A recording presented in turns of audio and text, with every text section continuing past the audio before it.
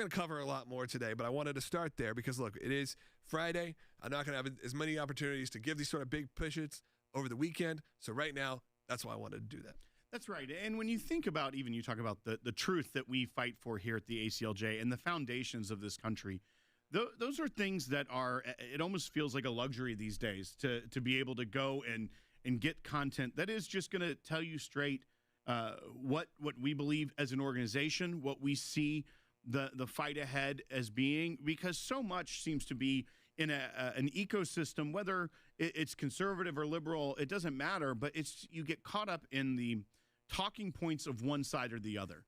And sometimes, for better or worse, you may not like what you hear, but we are going to tell you what we believe the truth to be, what it falls within our constitutional framework. And that comes sometimes at the expense of making one side or the other mad. But we're not afraid of that. What we know is that you have to keep fighting for these principles. You have to hold fast to them.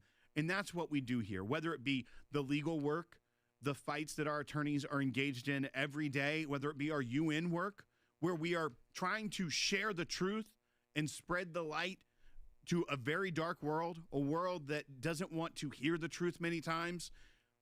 We are doing that. Our senior counsel, Cece Heil, right now is overseas. When she gets back, she's going to be able to talk about some of these things she's doing in North Africa right now, where she is there with the ACLJ as an ACLJ representative to speak about religious freedom, about protecting those that are persecuted for their faith. And so you may not see even some of the moving parts that are going on behind the scenes every day because we can't cover everything every day, but know that there is so much work going on. And when you support the ACLJ, especially during this Liberty Drive, it is vital to keep that work going. That's right. So I'm going to encourage you. Look, there are days where we just feel like we have to talk about the work of the ACLJ and we have to do some fundraising. Today's one of those days. Be a part of it. Be a part of this team. I see a lot of you comment on YouTube all the time. You've created a whole community, a whole family there where you go back and forth. Same on Rumble, where the same people join us each and every day. They have their own sidebar discussions. If you even like that, the fact that we've built a community of people that are like-minded, sometimes not so like-minded, but are cordial and respectful and will have these conversations also. Again, all of that happens. We got moderators. We got all of this huge crew, whether that's our production crew, whether that's the editorial crew. All of it happens because people like you support the work of the ACLJ. Because I never want to put our content behind a paywall. I never want to ask you to pay for legal work. You're never going to have to pay for legal work if we represent you. I certainly don't want to have to ask you to pay for any of the media operations that we have here. I want to make sure it's easy for you to share this content with as many people as you can so we can get our message out there. And really, when we're getting our message, it's your message because you represent so much of what we do here at the ACLJ. We'll be right back with more on Sekulow. Supreme Court Justices Elena Kagan and Amy Coney Barrett are making a rare appearance on Capitol Hill today. They're asking Congress for about $228 million to improve security as the judiciary faces increasing threats. Would you talk about how the volume and nature of threats against the court has changed over the past several years, particularly following the Dobbs decision and the 2022 incident at Justice Kavanaugh's home? Is the threat level changed in 2026, and what do you believe is driving that trend? When personal threats increased following the Dobbs leak, we expanded our residential security and threat assessment activities. Similarly, as online attacks grew in number and sophistication, we requested additional cybersecurity resources. Our strategy has been consistent across security functions: expand incrementally but effectively to meet evolving security challenges. Threats to my life were particularly intense a few years ago around the time of the Dobbs leak. My security detail sent me home with a bulletproof vest, and I carried it into my house, put it into my bedroom, dropped it down on a table, turned around, and my 12-year-old son was standing in the doorway of my bedroom, and he wanted to know what it was and why I had it, and I didn't know how to respond because maybe I lack imagination, but I didn't expect that performing this service was going to put me in the position of explaining to my children what a bulletproof vest was and why I had to wear one. Over the last 5 fiscal years, the Supreme Court's funding needs have grown on average 15% per year. Aside from annual inflationary increases, recent growth in the court's budget has been almost entirely for security expenses. Federal judges across the country, throughout the judiciary, including the Supreme Court, continue to do their jobs without fear or favor, but the threat level is really high.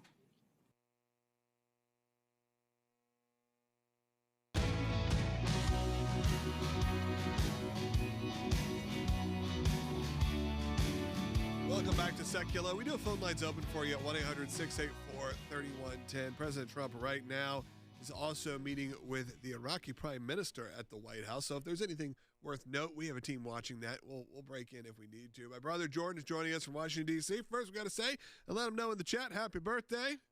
Welcome.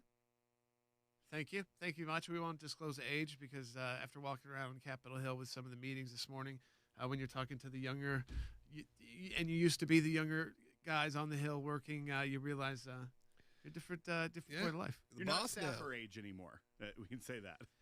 No, that's definitely not staffer age. And I was just talking to one of our attorneys, not junior attorneys anymore. There we go. Jordan, you're on Capitol Hill. We're actually talking about today as well the security that the Supreme Court Justices Elena Kagan and Amy Coney Barrett are actually testifying before the Supreme Court today for security increase. And I think it's pertinent to talk about this. You're there. We've seen the security threats even against the those Antifa members, the terrorist members that were arrested, that were trying to attack the UFC event. We've seen security for our nation's capital and every branch of government be something that's a heightened threat. You're there in D.C. We know that the crime rate in D.C. has actually gotten under control in a way that we haven't seen in decades there, but the threat to our institutions seems like it's at an all-time high. And I want to give you a moment to speak about this, even as we see this unusual, it doesn't happen often. Last time was 2019 that justices go before the Appropriations Committee asking for, in this case, more money to keep them safe. Yeah, I was actually in a meeting with Senator Haggerty's, who's on this broadcast a lot, but his chief of staff and a couple of staffers, and it caught the corner of my eye because I saw Elena Kagan, Justice Kagan, testifying, and I was like, this is not like replaying a video unless we're talking about a judicial nomination. It somehow happened in this crazy last 48 hours, and you look at it's very rare to see because, again, you don't have the court broadcasting any kind of back and forth there before when it comes to the visuals. You get the audio, but it's also interesting to see them on the other side of the room, if you will, sitting back down, having to answer questions instead of being the person who does ask questions. I know Senator Haggerty is going to have an opportunity this afternoon as well to be a part of that questioning. And I think there's a lot of bipartisan support. Our office is behind at the U.S. Supreme Court and right catty corner to the first the Senate office building in Russell. And so there's already a lot of security right here because this is the street justices or their vehicles come down to park. And so now, anytime that the court is in session at all, which means the justices are there, this street is blocked for vehicles. We can walk. You can walk down the street, but the armed guys come out, not just with handguns, but also sometimes you'll see machine guns, big presence when they know there's a big case either being argued or that is possibly the decisions coming out. And so on a regular basis, you've got right now, which has been about 2 blocks or 2.5 block radius, is now expanding down 2nd Street. So if you were to take a right out of our office, it used to kind of stop right at that intersection for folks who may have seen our office before in D.C. We're at that catty corner. It now goes for you guys, for who I know have been there a lot, Logan and Will. It now goes blocks further. So so I think that tells us right there that what could be done quickly enough because of the amount of security threats the court is facing. And I think that you're hearing that today from, again, the justices. And when we talk about the wise use of resources and the intimidation tactics, we want to make sure justices of the U.S. Supreme Court feel safe, that they can't be intimidated by groups for either ideological reasons or just because they happen to be Supreme Court justices. And we live in an age where even though, guys, you don't see much of this visual. You'll see sometimes them doing lectures and things like that, but not this kind of a visual. We're living in a day and age where you can't hide behind the building anymore. And so with that being said, I think, again, I kind of in Washington and where we are and what we do, as long as it's smart and it's things that have already shown in the past to work, that it's a good place to invest resources, not just because our office is right here, not just for the justices, but for all of the American people who visit Washington, D.C. and our nation's capital. Maybe they do it once or twice in their life to feel like they are safe when they are taking tours and going to the most important places that our federal government is associated with. So it's not just for the justices, it's for all that staff. They've got people that behind us, they've got a parking lot, and people are working 24/7. These are huge government buildings. So from everybody down to the janitor on up to the justice themselves, you want them to be safe. And then you also want a law enforcement on the Hill, the Capitol Hill police, to be able to focus on their job, which is different than the Supreme Court police's job. They work together, but they have a different client, if you will, where they're focused on protecting. So, yes, I mean, it is serious in Washington. You guys have seen the talk about the what's happening potentially from the White House. That's something that can also probably be more temporary, but that they're just nonstop threats. I think that's as far as I can go with communication I've had, but the threats do not stop. And out of just, maybe it doesn't mean that they're all credible, but we've seen in the past there are people that will act or try to act against these justices. Jordan, I think one of the other issues here, and this is something we're going to get on later in the broadcast, and I know you've got meetings you're about to head back out to. We're grateful you could hop in literally, and thanks to our team to get everything in our studio in D.C. turned on real quick, have Jordan in. But here's another issue, and this is what I see as the broader issue. These threats, I think, are the unfortunate symptoms of what is happening at a broader level in our country. We saw first in 2016 and then 2024, the way that the left said President Trump is an illegitimate president. So they delegitimize the executive. And what do we see? We see violent threats. We see people that feel like the only thing they can do is use violence to try and stop the executive. We saw then through the Supreme Court, illegitimate court, packed a court. You see that symptom again. You see them having these threats against the members of the court. Now what we're hearing, and we're going to get into this more, Jordan, the DSA, who has all these candidates that are now going to be in Congress because they've won in safe blue seats, their primaries, they're calling to abolish the Senate. And I know you are meeting with senators, but they think it's an illegitimate thing because of the very reason the founders created the Senate. To have the whole Senate. Yeah, the entire Senate, all 100 seats, every state. The concept of having equal representation from states based off not just a direct population representation like the House, they want to get rid of it. So obviously very difficult, if constitutional at all, to amend it out, but that's their goal. And I'm not as concerned about them getting rid of it on paper as much as the threat to the very people that you're having meetings with, because they're delegitimizing now the third branch of government in the legislative branch. Jordan, it's shocking and also dangerous. I would love to know if Bernie Sanders is a self-hating socialist enough that he would support getting rid of his really, I think, the only job he's had, which is in politics as an elected official, maybe some part-time work as a professor when he was much younger. But, again, Will, it is rhetoric, right? It comes down to the idea of they've been demonized. The left was really, they took that mantle on. On the right, we would disagree with decisions by justices and by the Supreme Court, but we never made it personal or these calls for violence and, again, to make it difficult for the police to do their job of just trying to keep people safe. And so, again, the whirlwind that we've heard, with Senator Schumer, and I think it just reminds us all that the rhetoric that has been being used in Washington that is most dangerous emanates from the left. And as you said, Will, it's the radical left, and they are being normalized by becoming members of Congress in the House of Representatives. And so their rhetoric is becoming normalized. So I am glad to see Justice Kagan there as well to make it clear to everyone that this is not some partisan move, while at the same time understanding that much of the rhetoric is coming out of the left, especially the rhetoric that takes it past just "I fundamentally disagree." And then, of course, this abolish the Senate. I mean, yes, the Constitution can be amended, but here's the thing. It's interesting for those socialists.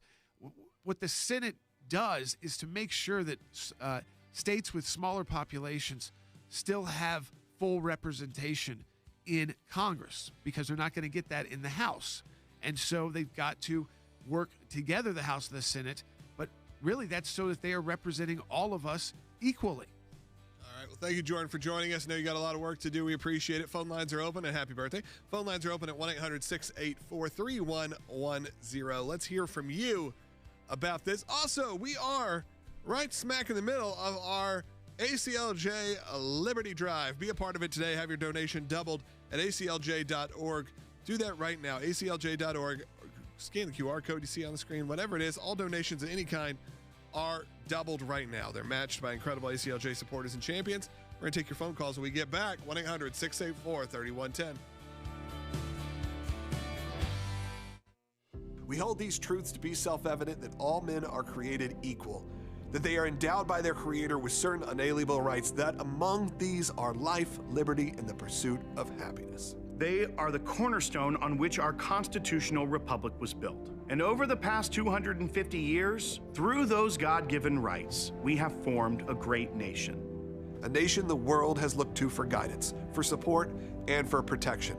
This month we celebrate our liberty, but that liberty is fragile and requires every American to defend it. That's why this month we've launched the ACLJ Liberty Drive. Our rights to pursue life, liberty, and happiness are under attack, not only from foreign enemies, but from powers right here in our own country, who feel our rights do not come from God, but from the government, from elected officials with political agendas, many of which do not include God or faith or freedom of religion. The statement that our rights do not come from our laws or our governments is extremely troubling. They're challenging the very words of the Declaration of Independence and using the mainstream media to further their anti-faith ideology. What about this passage from Mike Johnson declaring that our rights do not derive from government, they come from you, our Creator, and Heavenly Father? Is this him putting God over the Declaration of Independence? In honor of America's birthday, we're redoubling our commitment to continue fighting against any attacks that would strip us of that freedom. We owe it to our forefathers, the farmers, the teachers, the businessmen, who sacrificed everything to stand up to tyranny when their freedoms were threatened. You can join the fight right now through our ACLJ Liberty Drive and have your tax-deductible gift doubled, dollar for dollar, to enable the ACLJ to fight to defend our God-given liberties.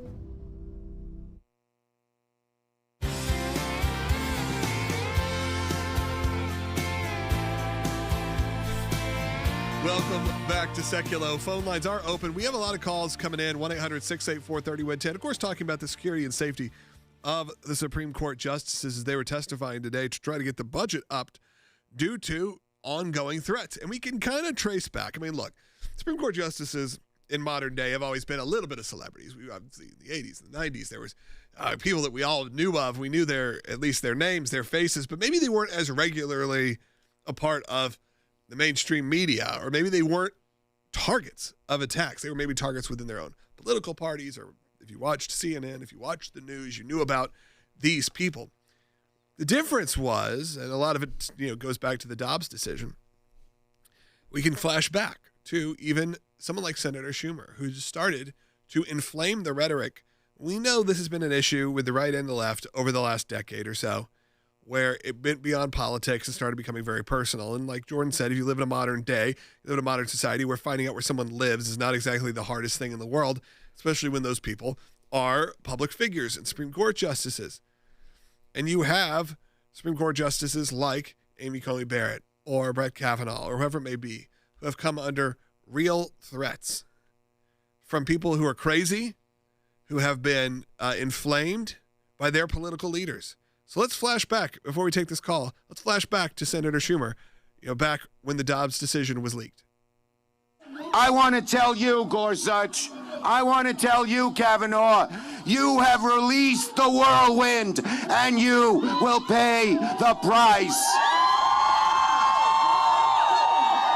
You won't know what hit you if you go forward with these awful decisions. Again, threatening the Supreme Court justices from our elected officials. We have some calls coming in about that. I want to go to Martin in North Carolina, who's an ACLJ champion and someone that gives on a monthly basis or automatically membership, which is great. And I always like to give them, first bite of the apple here. They're always able to get on the air quicker. Martin, go ahead. Thank you, sir. I was glad that you all are at the helm and you hit on it. Jordan hit on it too. It's a two-phase thing that I'm going to touch on. Exactly what you just said. I'm a firm believer in freedom of speech. And I'm glad we have it, but like you just said, George, Logan, is that it becomes inflammatory. And I don't know how you could do it, like to see some sort of way of holding these things in check. It's almost treasonous with that kind of rhetoric, with the leaks that are going on with the Dobbs decision, Schumer and Coney leaking, and even this last week and a half, 2 weeks, the leak that came through the news media about the assassination test. There's got to be something to hold people accountable so that we can move on and do things decent and in order, as they say, and not have these inflaming arguments and rhetoric and things of that nature continue to fan the flames to do, like you said, the crazy people out there that are going to do stuff. Martin, you can hear real, and I hate to say this, you can hear real fear in the voices of these Supreme Court justices who are out there testifying for Congress, asking for more money for have their security to be raised. Let's hear, this is bite 2, let's hear from Amy Coney Barrett, again, talking about something that's just happened to her in the last few weeks. It's also been reported in the news that roughly 6 weeks ago, I was the victim of a swatting incident.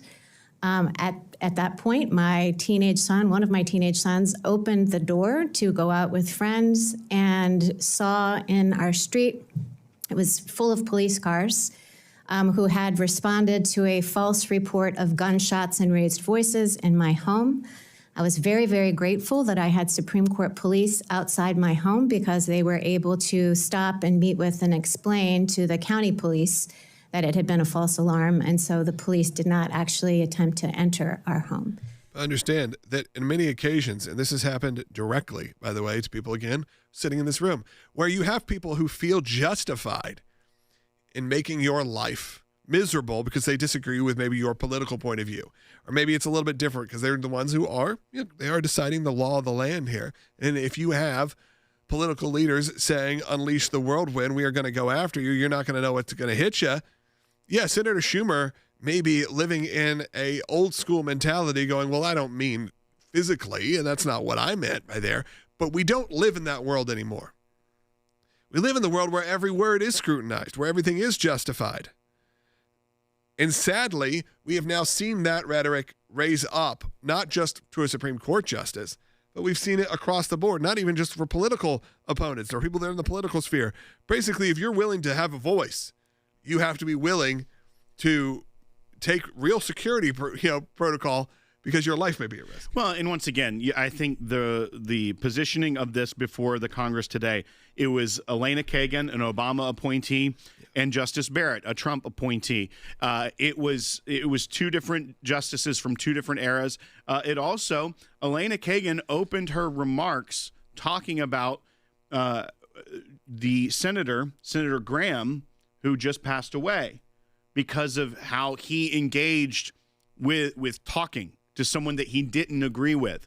And that's one of the things he caught flack for, was he would interview, he was on the Judiciary Committee, actually was the chairman of the Judiciary Committee at the time of his passing, but he would get flack for voting for nominees that were judges from the other side. And she pointed out, she goes, it's rare these days. It used to be justices got 100 or 99 votes to sail through.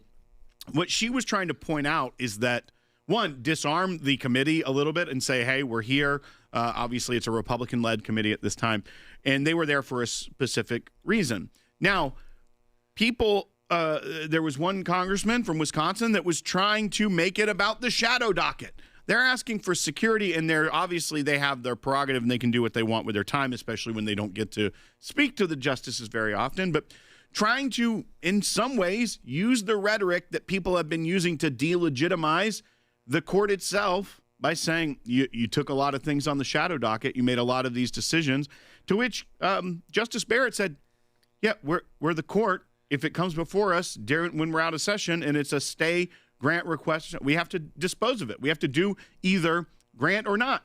That's how that works. But they, even in their questioning, when they're talking about security for their families and themselves, there were Democrats trying to go after something that has been a Democrat talking point and a media talking point this entire year. I also, to Martin's point, the rhetoric of Chuck Schumer was very bad. But it's not only isolated to people on the left. Well, of course not. I mean, even the dehumanizing language that we see when people say demon rats or these cute names or they're all demons, that's a dehumanizing thing. Now, we may disagree with, and a lot of their policies may be anti-human or evil, the way that they are so pro-choice, those things. But it doesn't mean that you strip their humanity or them being created in the image of God from them and try to find a way to work towards a more perfect union. When we get back, I want to actually play the bite that Justice Kagan spoke about Senator Graham, because, again, maybe that little glimmer of hope that we can get back to that kind of place. And, again, the fact that we're talking about who is uniting us, it feels like the most unlikely case, sadly, would have been the passing of Lindsey Graham, someone who was very controversial and very polarizing for a lot of people. But what you've been able to see is that it was old school Washington, D.C. in the way that he worked with people and actually could get things done. Maybe we need to get back to that. Speaking of getting things done, it is our Liberty Drive. Be a part of the ACLJ team today at aclj.org. Scan that QR code. We'll be back in just a minute. Less than a minute break here. If you lose us on your local station, find us on aclj.org, wherever you get your podcasts. We're live 12 to 1 p.m. Eastern Time each and every day. We'll be right back.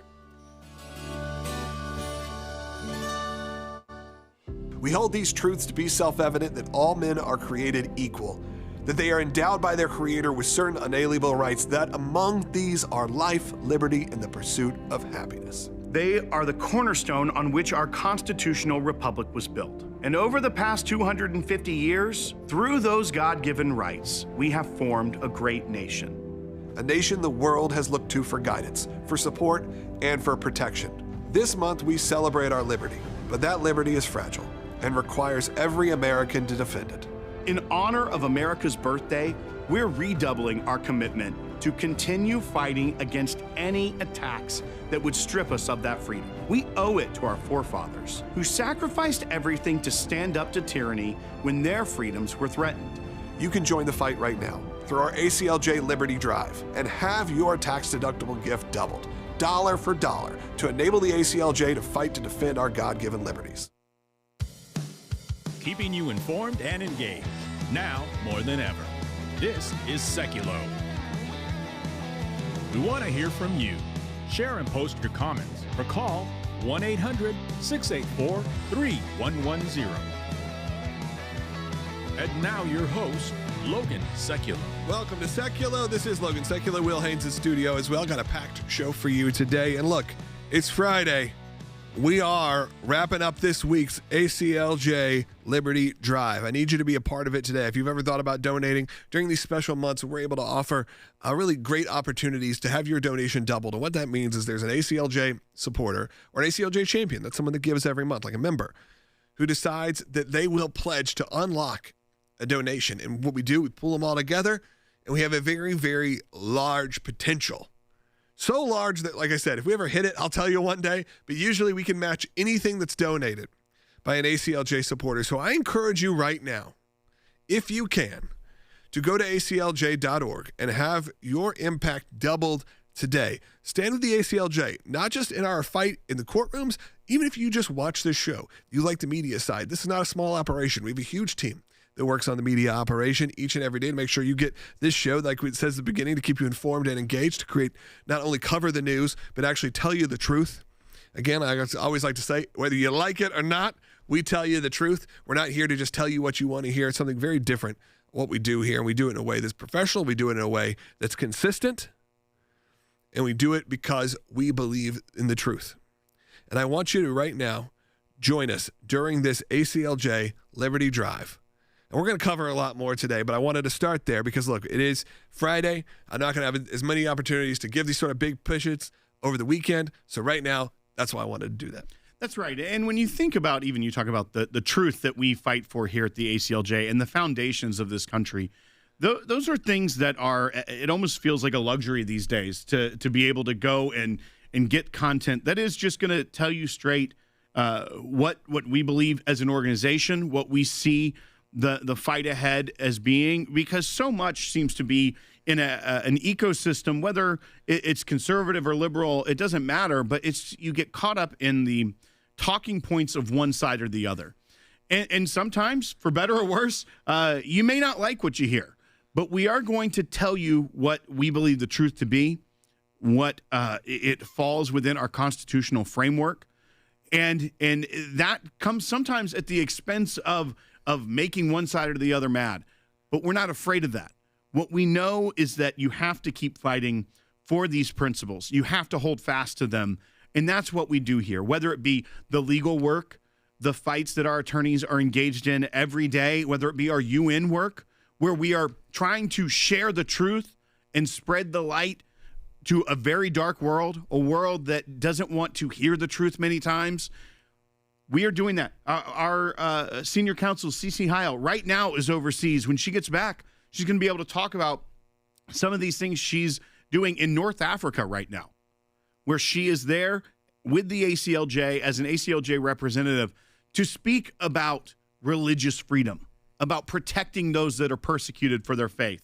And so you may not see even some of the moving parts that are going on behind the scenes every day because we can't cover everything every day, but know that there is so much work going on. And when you support the ACLJ, especially during this Liberty Drive, it is vital to keep that work going. That's right. So I'm going to encourage you. Look, there are days where we just feel like we have to talk about the work of the ACLJ and we have to do some fundraising. Today's one of those days. Be a part of it. Be a part of this team. I see a lot of you comment on YouTube all the time. You've created a whole community, a whole family there where you go back and forth. Same on Rumble, where the same people join us each and every day. They have their own sidebar discussions. If you even like that, the fact that we've built a community of people that are like-minded, sometimes not so like-minded, but are cordial and respectful and will have these conversations also. Again, all of that happens. We got moderators. We got all of this huge crew, whether that's our production crew, whether that's the editorial crew. All of it happens because people like you support the work of the ACLJ. Because I never want to put our content behind a paywall. I never want to ask you to pay for legal work. You're never going to have to pay for legal work if we represent you. I certainly don't want to have to ask you to pay for any of the media operations that we have here. I want to make sure it's easy for you to share this content with as many people as you can so we can get our message out there. And really, when we're getting our message, it's your message because you represent so much of what we do here at the ACLJ. We'll be right back with more on Sekulow. Did the toll records that you requested from the senators, did they include the content of the phone calls? No. Did the records that you requested, the toll records from the members of Congress, include the content of text messages? No. The former special counsel, Jack Smith, may have committed perjury. That's what your colleague Josh Hawley a few moments ago on X called it. That Jack Smith said under oath last December, I believe, that he did not go through the text messages of lawmakers like you, that he just looked at the phone records, but not the back and forth substance of what was being said. We have to hold him accountable. We have to do a real investigation. If he didn't do anything wrong, that's fine. But it sure appears he lied to Congress. The White House messages obtained and reviewed by Smith's team included communications with many senators and representatives. The communications included messages with members on this committee, including this senator. 44 lawmakers had their text messages with Trump administration officials in the final weeks of his first presidency collected and read during Jack Smith's probe, and Republicans who were on that list are outraged.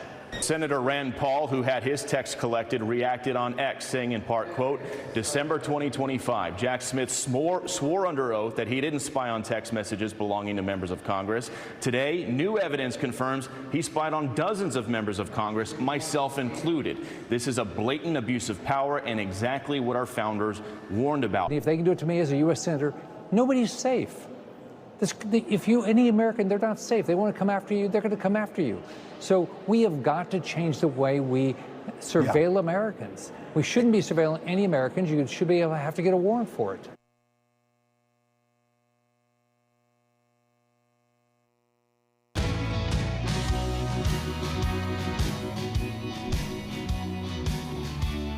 Welcome back to Sekulow. I'm joined on the phone right now by Chief Counsel of the ACLJ, Jay Sekulow.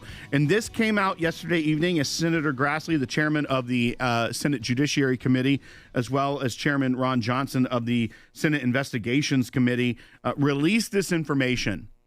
And I think it was Senator Johnson that said it shouldn't be shocking at this point, but it should be outraging to those that see this news, because it appears that there are no depths to the constitutional violations and the ways that this special counsel decided to run roughshod over the Constitution.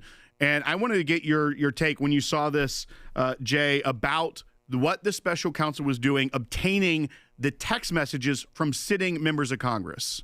Well, I think what Senator Johnson said is exactly correct.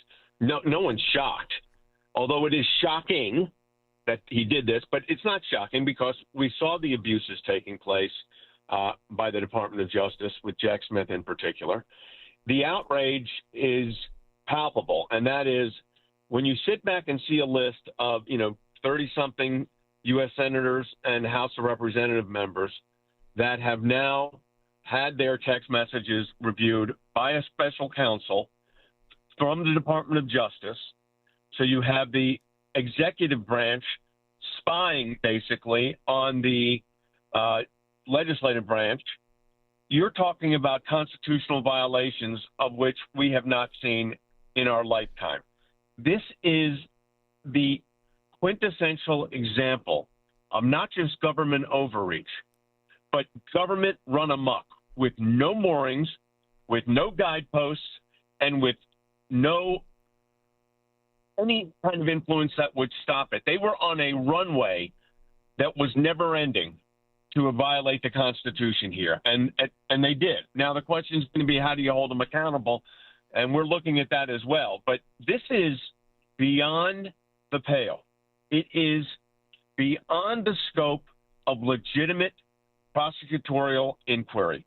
This was the executive branch, as I said, spying on members of the United States House and Senate and people that they were talking to. And so you may have had news media people. I mean, I could think of First Amendment violations, 14th Amendment violations. I mean, you could write a when we used to have phone books, this could be a phone book full of violations. We'll see what the Department of Justice does, but I will tell you this, the ACLJ, we're looking at it and we will take action. Well, I think what is one of the more shocking parts of this, and we knew how aggressively he was operating as a special counsel and was kind of ignoring the rules of the game as he went along. But when you read this, that the Department of Justice had a filter team in place to try and filter out, that's exactly what they do, when they receive records that the special counsel can legitimately ask for. It's supposed to filter out things that may be attorney-client privilege, that may be speech and debate clause violations if he were to get his hands on for members of Congress. Anything that could have raised even a hint of a constitutional violation. But it appears when you read the timeline, it was within 30 minutes that they were aggressively trying to go around that process. And I think that's what's the biggest thing for me. Yeah, the taint team, by the way, because I dealt with that in representing President Trump. I mean, I dealt with these taint teams. It's kind of ridiculous anyways, but your point is well taken, and that is they distribute this material in a nanosecond, and they did that because I'm assuming I don't have evidence of this, but the timeline certainly indicates that they did this So they didn't have to go to the taint team. Now, what the taint team would or would not have done with this, I don't know. But the idea that the executive branch of government, the Department of Justice, was looking at the access records and text messages of sitting members of Congress is unbelievable, taint team or not. So, I mean, you know, in one sense, the least of their problem is they didn't go through a taint team. That's an internal violation of their own policies. Not shocking there either. But, you know, I'd like to know who knew this, too, by the way. But did Merrick Garland know this? Did President Biden know this? Did others within the Department of Justice know this? I'd like to know those answers. So I'd like to send out a Freedom of Information demand that says who received this, who got it, who distributed, who was on that list. Was there information going from the Department of Justice to the White House about these very messages? And then, of course, you have the fact that KG Jack Smith went up before Congress and the minimum stated. He basically either dodged the question but left a clear impression that he did not see these documents. I mean, we could play that, Will. I think that's not a bad idea. Yeah, I think this is the perfect time to play this because this is from just December of 2025. This isn't, with some of those depositions that we talked about with James Coney, that where he was either dodgy or it appeared he lied to Congress were from years back. This is months old at this point. And when you hear this is bite one, it's a congressional attorney doing a deposition of Jack Smith. And this goes to that question of toll records and text messages. Let's go ahead and play bite one. Did the toll records that you requested from the senators, did they include the content of the phone calls? No. Did the records that you requested, the toll records from the members of Congress, include the content of text messages? No. So right there, did the toll records from the members of Congress include the content of text messages? Yeah. What so he's going to his technicality is, these weren't toll messages. I mean, they're going to go to technicalities, but let me say what he did. He left a clear impression to the American people and to members of Congress that it was just what we used to call these pings. I knew that I texted you, you texted me, I don't know what was said. That is not the case. They had the substantive text messages of these members of Congress and the people that they were texting. So Jack Smith, at a minimum, evaded the question, and I think really committed a form of perjury because he may have a technical defense because the way he said toll records versus, text messages and how he got the text messages through the process. But the fact is, what we cannot lose sight of is a member of Congress had his text messages reviewed by the Department of Justice, the executive branch again, overseeing, quote unquote, invading the confines of the legislative branch. In the United States, you know what we call that? Unconstitutional and unacceptable. One question that this leads to for me, and this is something you've been critical of the special counsel process for years. If people have been following this broadcast or the ACLJ, they know your thoughts on the special counsel process. You've had to deal with special counsels maybe more than anyone in the United States today when it comes to the Mueller probe and all of those issues. There was a lot of questions about even the way that Jack Smith was appointed, if that was even constitutional. I know that it was raised by Justice Thomas in a dissent about, or a concurrence rather, whether this was even a process that follows the Constitution. Do you think that this could be, especially now that we see Cory Booker, Karen Bass, Adam Smith, Democrats having their rights violated by this special counsel, could there be a push within Congress to maybe change some of this? There should be. Listen, I have been, Will, as you said, I have been critical of special counsels going back to the Bill Clinton era. I didn't like independent counsels before, but at least they were accountable to the executive branch, to the way the Constitution is set up. These special counsels are accountable to nobody. They're not really technically accountable. In a technical sense, they're accountable to the Department of Justice, but they operate totally independently. That process is ridiculous. It violates the Constitution. It creates a star chamber, and we shouldn't have that in the United States of America. It's not worth the risk to our constitutional republic. Thank you so much for joining me on this important topic. And folks, we're going to be talking more about this in the next segment. If you want to call in, 1-800-684-3110. But I'm also going to talk about what our attorneys are doing right now. You heard our chief counsel, Jay Sekulow, allude to that earlier in this segment. We've already been investigating this through FOIA requests, through lawsuits that we have filed, including a lawsuit this week that was filed. I'll tell you about in the next segment. Our attorneys right now, because this is new information, are going over what we already have to see which parts of it there may be overlap so that we know the best way forward to figure out who received these informations, who was privy to this information. Was it the Attorney General? Was it the President of the United States? We are looking at what we've already got in place and to see where we need to go next. We are that nimble here. We are able to turn on a dime when we have news like this come out that was gotten from the chairman of the Senate Judiciary Committee. This is a big deal, folks. And as we heard, this could be the impetus for change when you start to see even members of Congress that are Democrats, that are in the opposing party here, so to speak. It shouldn't be partisan. What's happening here is an attack on our constitutional framework, on our Congress, on co-equal branches of government. And if you think that a special counsel, it would never happen to an ordinary American, they're doing it to sitting U.S. senators and congressmen. We'll be right back with more on Sekulow, but you can support our work by going to aclj.org/liberty and donating today. We hold these truths to be self-evident that all men are created equal, that they are endowed by their Creator with certain unalienable rights, that among these are life, liberty, and the pursuit of happiness. They are the cornerstone on which our constitutional republic was built. And over the past 250 years, through those God-given rights, we have formed a great nation. A nation the world has looked to for guidance, for support, and for protection. This month we celebrate our liberty, but that liberty is fragile and requires every American to defend it. That's why this month we've launched the ACLJ Liberty Drive. Our rights to pursue life, liberty, and happiness are under attack, not only from foreign enemies, but from powers right here in our own country, who feel our rights do not come from God, but from the government, from elected officials with political agendas, many of which do not include God or faith or freedom of religion. The statement that our rights do not come from our laws or our governments is extremely troubling. They're challenging the very words of the Declaration of Independence and using the mainstream media to further their anti-faith ideology.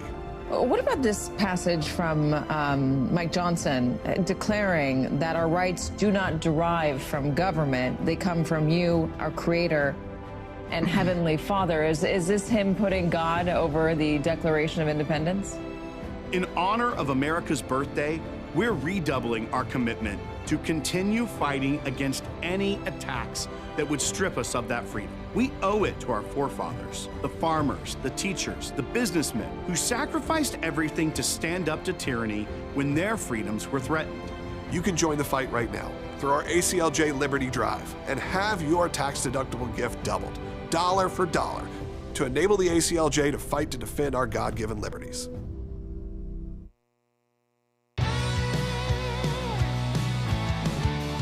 Last segment of the day. Be a part of the show. Last chance to call in, 1-800-684-3110. If you're on hold, we'll do our best to get to as many of you as possible. We've been on hold for a while. We will certainly get to you. 1-800-684-3110. We're obviously looking at the comments, and Will had a comment he wanted to respond to. Right. And this, I think, goes back to what we were talking about, the ad hominem attacks, going after people rather than policy or even legal opinions in this case. And this is an individual on YouTube, said Justice Barrett's judgment is impaired due to these threats. She just needs to step down.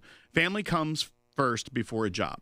Now, one of the great burdens of liking conservative jurisprudence and legal philosophy is that people think for themselves, not for how the party tells them to think. And so what you end up getting with conservative justices is opinions you don't agree with that in a partisan way necessarily. Here's what I would challenge anyone who has ever said that Justice Barrett's judgment is impaired due to the threats. Have you personally read, not what you read about or read what someone told you or heard what someone told you, have you read opinions authored by her or signed on to by her? Because you can't read them and think that she's making it up or her judgment's impaired. She's writing a judgment that is normally very rational, thought through, and you may still disagree with the outcome. But you can't say that this is not a very serious person that sits on the Supreme Court of the United States. And when I see that, it frustrates me to a deep level, because I think that even the let's take the birthright citizenship case that was authored by the Chief Justice, I would wager most of the people criticizing it in the wake of it did. Now, people be like, I did. Okay, that's fine. Most of the people that criticized it and said it's the end of the republic, because I saw all those comments that day. I was here by myself saying the end of the republic. Why are you throwing shade at me, Will? Well, you weren't here. You didn't have to read the comments. I was giving you a pass. Have not read the opinion. I did. I know people very close that work with me that had not read the opinion. And I'm looking at you, Tim. When we look at this and you see even the Chief Justice, it's rooted in history, it's rooted in law, it's not what you think. You may disagree with it, but it's nothing that day changed or was made up or conjured up in a way that is like their judgment's impaired, they're being blackmailed. That's what you read in conservative media. It's disgusting. You know what, Will? I think we inflamed a lot of comments because a lot of people are saying all the words we thought we said maybe we shouldn't be saying. I think you're proving our point here. I want to take some calls right now because a lot of you are calling in, and some of you have been on hold for a while. We only got 6 minutes left. Let's go to D in California, line 2. Go ahead, D. Yeah, I had several comments regarding, it's concerning that with this threat to our Supreme Court justices as well as the actual attempt on one. And especially Amy Coney Barrett, she's got a young family. And I think they're crossing the line when they show up at her home threatening and all that. And also, even though I don't agree with Robert F. Kennedy Jr. when he was running for president, with his family history, if anybody deserves Secret Service protection, he did. And yet they denied him that. So. Well, thank you for calling. I appreciate that. I think a lot of people do feel that way and feel that, even if you disagree with the politics of this, you see a conservative justice, you see a liberal justice out there saying that this is their time to really hopefully up that. We do need to protect them. We need to protect a lot of people, by the way. We got to lower the rhetoric to even start there. But yeah, I agree with you, D. Let's continue on. Let's pop over to Sean, who's calling in Florida, who's an ACLJ champion. Sean, go ahead. Hey, guys. Thanks for what you do. Mine's just a quick question. Is there a law or something that states that we have to know who votes for what? I think this would be a lot easier and a lot less controversial if people just did a blind vote and we weren't always having to judge one person or another based on our own personal views. Yeah, Sean, I do think that would become an issue when you're talking about election and re-election, because then you're talking about how do you know who you're supporting here? Yeah, and to some degree also they are voting for you. Yeah. They are your representative. We've gotten away from what he's that. saying. Yeah, but at that point, though, if you don't know how they are voting, how do you keep that person in check? Because they are accountable to you. Yeah. And yes, I understand the sentiment, and you're not wrong. Yes, it would be a lot better if there was nothing for people to report on or attack ads to run. Be like, look at this guy voted this way, this way. But at the same time, it does kind of defeat the purpose of them representing you, because you as a voter are who they are accountable to. All right. Thanks, Sean, for calling. We appreciate it. I appreciate you being an ACLJ champion. Right now, if you become a champion, your first donation is doubled. So go ahead and opt in to be an ACLJ champion. That's a monthly supporter. Let's go to Doug in Colorado, watching on YouTube. Doug, go ahead. Yeah, guys. Well, I'll preface it with this. Two words, original intent. I'm sorry, Amy Coney Barrett did not come down. I read it, and it doesn't come down on original intent. But I want to say this on the First Amendment rights. We definitely, I would never even fathom going to a Supreme Court justice's home and protesting. But we as citizens, we have to watch this slippery slope. Where does it come into where if we're not using threatening language, but we're being very inflammatory, or do we have to worry about our own safety as citizens because we're using our First Amendment rights? Look, I think that someone called in and said that maybe we should be going after Schumer, and that does. We said we don't really agree with it legally, and we don't agree with that necessarily. But we do say, look, but there are consequences here. We need to do better as human beings. That doesn't mean necessarily we need to legislate that or criminally go after somebody. And look, Doug, that's the concern. You're the kind of person saying, look, I would never go in front of a Supreme Court justice. I'm not concerned with you. I'm concerned with the people that do. that. Not that just disagree with someone's politics or disagree with their decision. The people who are taking what they feel justified in creating violence. But I appreciate you calling. Let's try to get a couple more calls in before we wrap up. Let's go to Rich in New York. Rich, go ahead. Will's favorite topic. Yeah, I didn't give my location. I was wondering how he knew. But anyway, I would like to affirm what that lady said about the original intent of the Senate. But for different reasons, the Senate no longer is a check on expansive national power, in my view, and it's no longer a check for the states against that. And on executive power, and because the influence that the president now has over the Senate and who serves there, if they were appointed by the legislatures, they would have some sort of insulation, and they would be responding directly to their state's needs.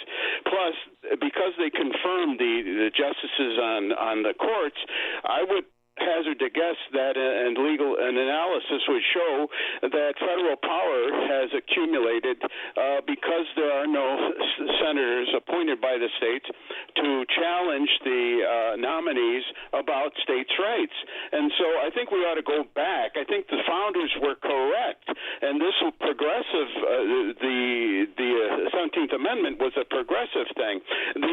Hey, Rich, I am only cutting you off because we have 1 minute left in the show. Hey, April, unfortunately, I'm not going to be able to get to you today. I appreciate her advice. Her comment was more she likes President Trump because he's authentic. He speaks his mind. He says those kind of things. Look, clearly that resonated with a very large portion of the world or the country. So trust me, I don't disagree or find that to be shocking. A lot of people feel that way.